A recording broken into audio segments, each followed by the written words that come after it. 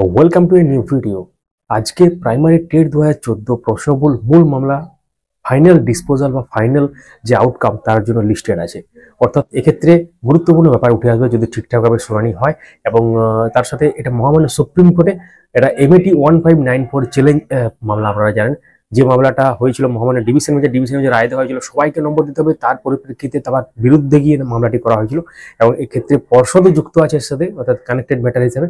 তো মামলাটি আজকে মহামান্য সুপ্রিম কোর্টে ফাইনাল আউটকামের জন্য বা ফাইনাল ডিসপোজালের জন্য লিস্টেড আছে। তো এই মামলার প্রভাব কিন্তু অনেকের উপর পড়তে পারে।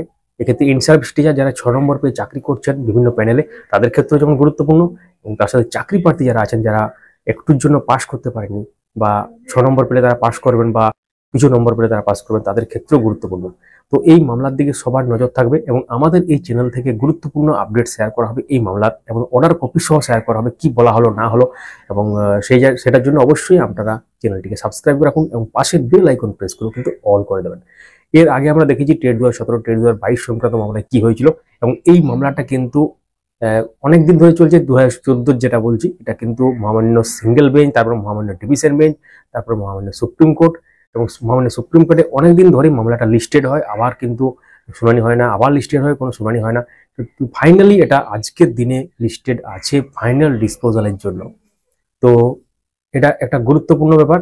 তো আপনারা স্ক্রিনে এখন দেখতেই পাচ্ছেন যে আমরা ডিটেলসটা দিয়ে দিলাম, অর্থাৎ এক্ষেত্রে মামলার যে ব্যাপার। তো চলুন তাহলে কজ লিস্টে যাওয়া যাক, সেখানে কত নম্বরে আছে ব্যাপারটা একটু দেখে নিই। তো আমরা চলে এলাম অনারেবল সুপ্রিম কোর্ট অফ ইন্ডিয়ার অফিসিয়াল যে কজ লিস্ট, সেখানে code number 6 honourable mister justice PS Narasimha, honourable mister justice Atul S চান্দুরকর। এবং এখানে যে অর্ডার্স এখানে লেখা আছে incomplete matters or IAS CRL PS। তো এখানে আমরা একটু নিচে চলে যাই 1 2 নম্বর 3 4 করে, এবং যেটা আছে একটু আগে আমরা আপনাদের সাথে যে ব্যাপারটা শেয়ার করলাম সেখানে 38 নাম্বারে আছে, আপনাদেরকে দেখিয়েছিলাম CL নাম্বার 38 যেটা। তো এখানে আমরা যাব, দেখতে পাচ্ছেন এখানে যে ট্যাবটা আছে disposal or final disposal at admission stage civil cases 38-এ যদি আমরা যাই দেখতে পাচ্ছেন মামলাটি Dibyendu Kundu and ORS versus the West Bengal board of primary education.